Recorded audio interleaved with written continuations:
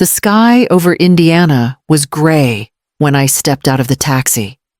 The air smelled faintly of damp leaves and wet pavement. I hadn't been back in 9 years, not since the calls stopped coming, not since I realized I'd been quietly replaced.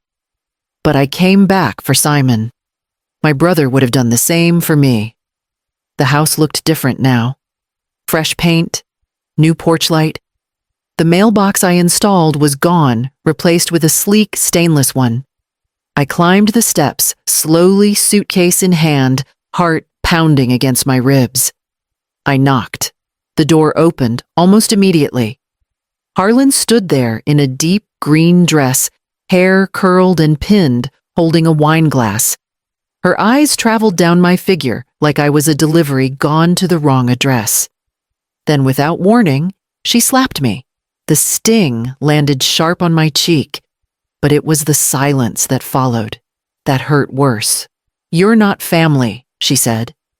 Her voice was low, deliberate. "Don't cause a scene. We're hosting something important." Behind her, I saw the hallway glowing with warm lights. Laughter drifted from the dining room. Music hummed softly. Guests were already gathering. I glimpsed Casey, my son, pouring drinks by the bar. He didn't look up. I tasted metal, swallowed it. I didn't say a word. Harlan stepped aside just enough to block the entrance with her body. She looked past me and waved someone else in. I let go of the suitcase handle. Not because I was tired, because I finally understood. They had buried me long before they buried Simon. I stepped back from the porch, the sound of my own breath louder than the noise inside. I walked to the curb, not looking back, and sat on the bench across the street.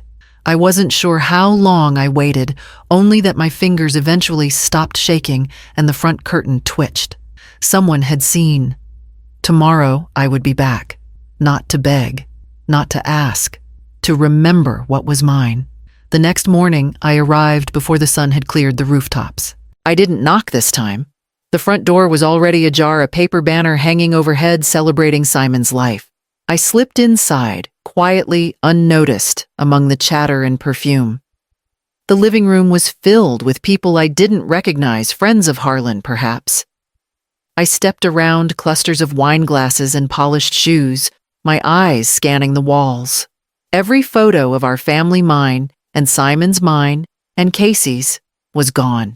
In their place were stylized prints, abstract artwork, and a framed picture of Simon with Harlan and Casey, taken at some beach I'd never been invited to.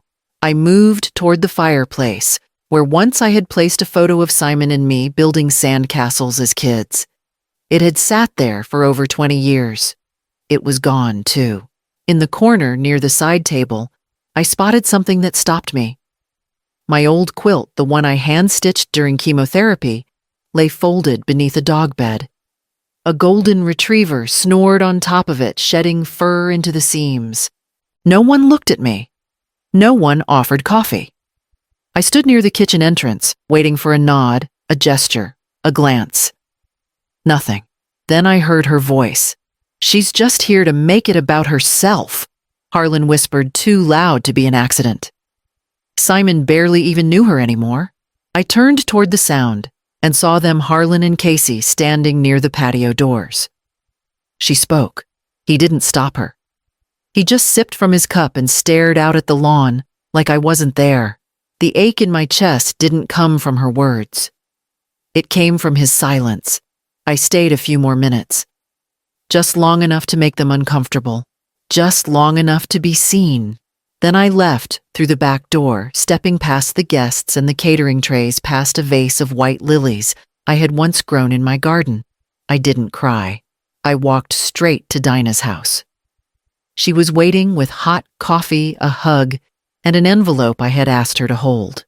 I held the envelope in my lap as I sat on the edge of the motel bed. Dinah had offered her guest room, but I couldn't stomach the thought of intruding again. So I paid for 3 nights at a roadside inn with flickering lights and a heater that wheezed more than it warmed. Inside the envelope was every copy I'd ever saved, proof that I had once mattered to that house. After my husband died, the insurance barely covered his funeral, let alone my future. But when Casey called and said the bank wouldn't approve the mortgage unless someone co-signed, I didn't hesitate. I didn't ask what I'd get in return. I paid the $90,000 down payment with the money I'd meant to replace my car. The old sedan rattled and stalled in cold weather, but I told myself their family needed the house more than I needed a reliable engine. I sat beside Harlan at the signing. Her hand was on her belly, 6 months pregnant, and she smiled at me like I had a seat at their future. "You're not just co-signing," she said sweetly. "You're part of this foundation." I remembered the way those words had made me feel, like maybe I still had a role to play. Now I watched the walls of this room tremble every time a truck passed outside. The paint peeled above the door. A cold draft snuck in through the warped windows. No one at the memorial asked where I'd been all these years. No one thanked me for showing up. They didn't even notice I was gone. But the envelope in my hand reminded me I wasn't gone. I'd built their security with my sacrifice. And what Harlan forgot, what she wanted so badly to erase, was written in ink on every page. I slipped the documents back inside, sealed the flap, and placed it in my bag. Tomorrow, I'd call the lawyer Simon had once recommended. He owed me nothing, but he always did like a good clause. The chapel smelled faintly of polished wood and old hymnals. I took a seat in the back, close enough to hear, but far enough not to be noticed. Programs were stacked neatly by the entrance. I picked one up out of habit. My name wasn't there. Not in the acknowledgments, not in the family listing, not even in the short biography Simon's colleagues had written. It was as if I had never existed beside him. I traced my finger over the print, steadying my breath, while Harlan took the lectern. She stood tall voice, perfectly pitched for sympathy.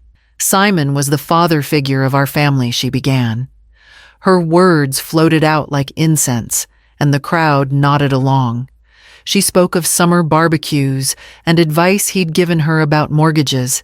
Things he had learned from me passed through me. I sat still, watching a stranger claim my brother. From my purse, I slipped out the photograph I'd carried since the day I left. 2 children, grinning with sunburnt noses, building a sandcastle on Lake Michigan's shore. Simon had smoothed the turrets while I fetched water with a plastic bucket. The memory felt cool and solid in my palm. Something no speech could rewrite. After the service, I stayed in the hallway near the coats, invisible again. Voices drifted from the next room. Harlan's voice, light but firm. "We'll list the house in spring. The market will be perfect by then. Casey can sign everything. She won't even know until it's done." The words slid under my skin like ice. They thought I was gone for good. They thought no one remembered the papers, the clauses, the signatures that bound us all to that house. I tucked the photo back into my purse, steadied myself against the wall, and walked outside into the pale light.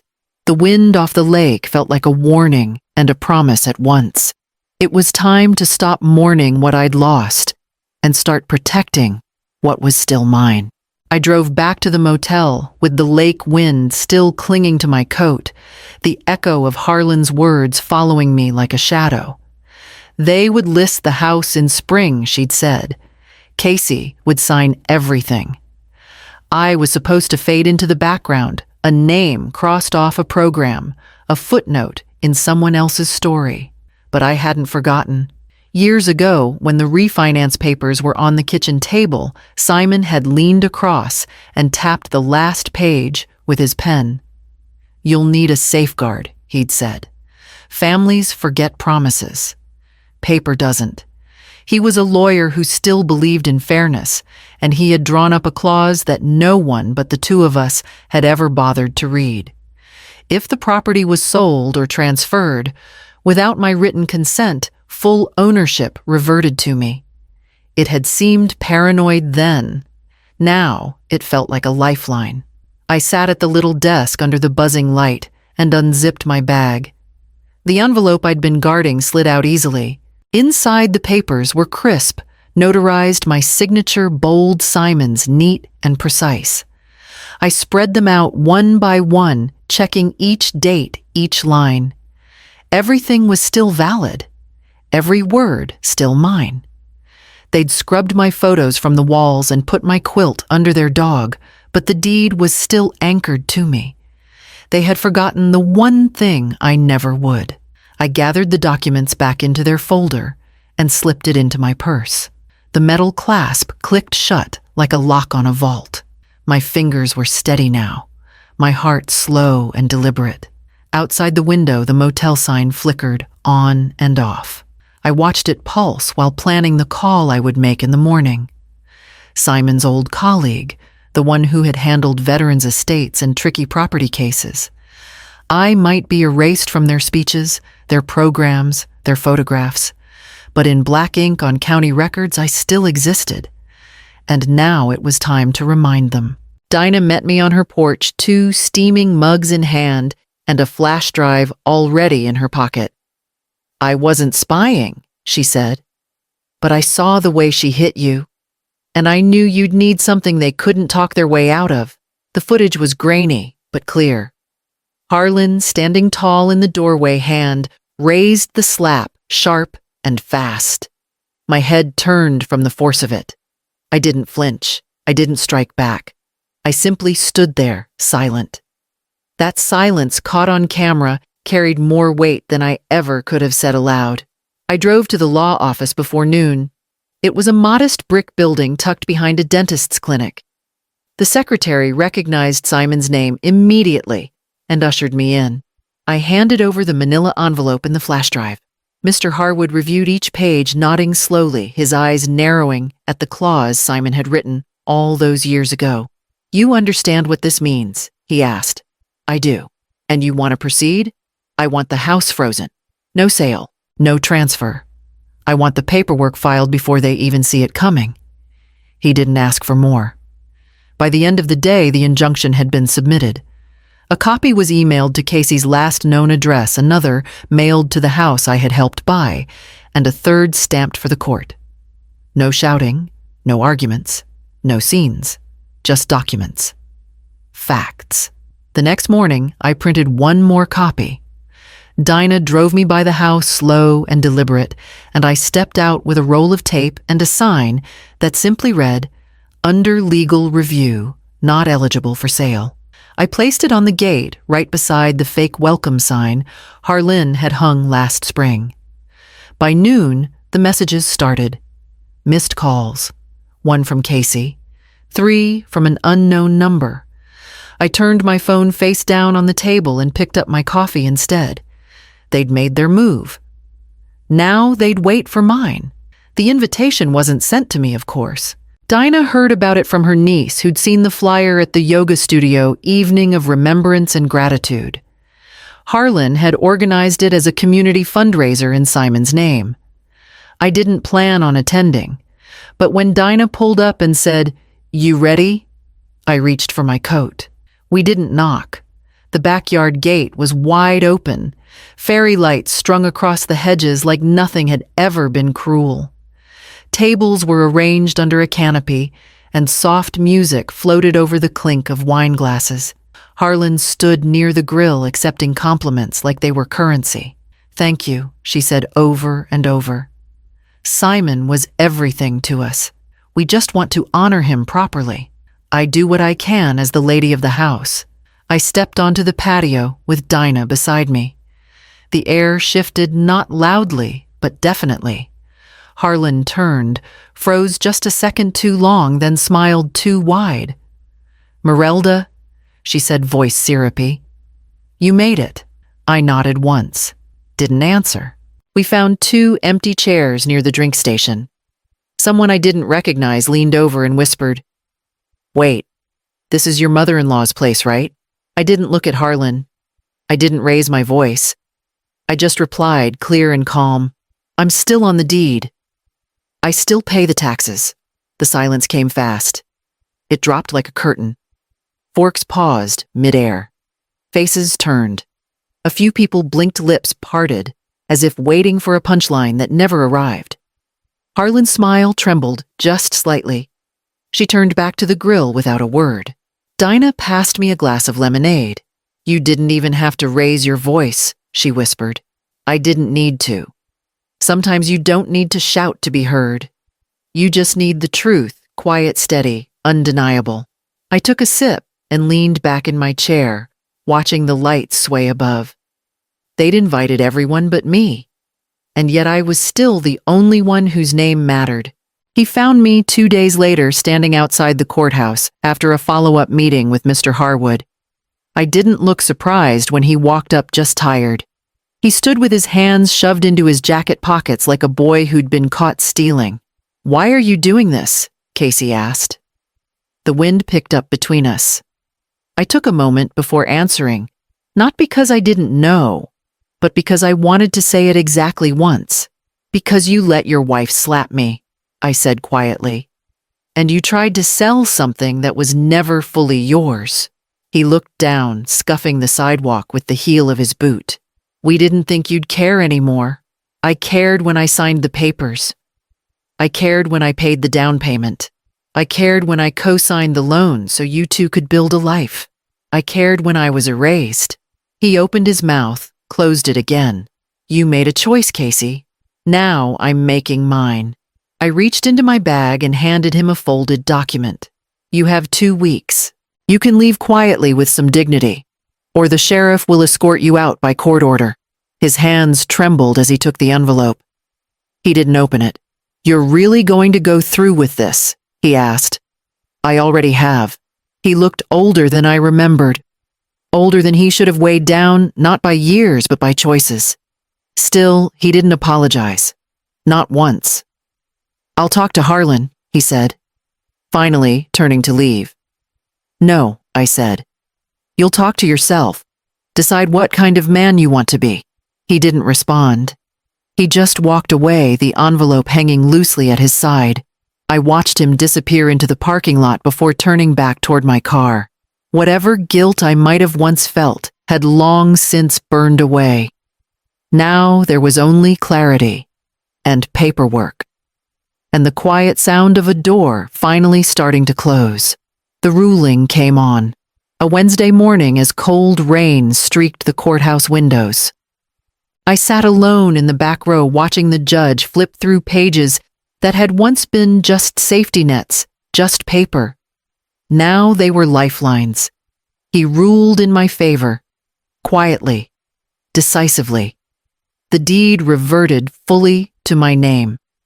By Friday, a process server knocked on the door of the house I had once helped build and handed Casey and Harlan the envelope, 30 days to vacate the property. No negotiation, no appeal. The calls came first, then the texts. By Monday morning, they were on my motel doorstep.